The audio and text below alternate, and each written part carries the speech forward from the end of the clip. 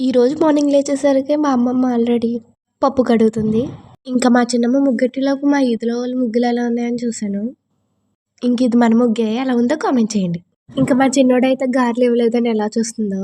ఇంకా మేమైతే ఈ సంవత్సరం కావలు వేసుకుంటున్నాం అనమాట. ఇంకా మా అమ్మ అయితే ఆ బిందులకి బొట్టెట్టి రెడీ చేసి సలివిడి కూడా చేస్తుంది. ఇంకా ఆ బిందుల్లో అయితే అటుకులు బెల్లం వేసి ఇంకో సైడ్ బిందులోనేమో స్వీట్స్ పెట్టింది. ఆ బాక్స్‌తో పెట్టే బదులు నార్మల్‌గా పెట్టొచ్చు కదా! బిందెలకు మాత్రం ఏమి అవ్వకూడదు. ఇంకో బిందెలో అయితే అరిసెలు, సల్లగుత్తులు ఇంకా అలా ప్లేట్‌తో కవర్ చేసేసింది. సలివిడి, వడపప్పు, పానకం, అరటిపళ్ళు ఇంకా అన్నీ అలా పెట్టేసి ఆ కావిడి కర్రకైతే పసుపు బొట్టు గట్ట పెట్టి రెడీ చేసాం.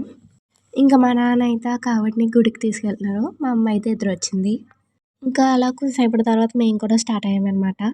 ఈ వంతెన దాటితే కొంచెం సేపు నడిస్తే గుడొస్తది. ఇంక ఈ బ్రిడ్జ్ మీద నుంచి వెళ్ళినప్పుడల్లా ఇక్కడి నుంచి పడిపోతే ఏమవుతదనే ఉంటది నా బ్రెయిన్‌లో.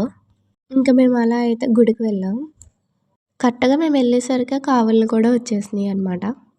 ఈ సంవత్సరం అయితే మా ఊర్లో 2000 కావళ్ళు వేస్తున్నారంట. ఫైనల్లీ మా నాన్న అయితే నాకు కనిపించాడు. ఈ కావళ్ళు మోసే వాళ్ళందరూ 3 సార్లు తిరగాలన్నమాట గుడి చుట్టూ.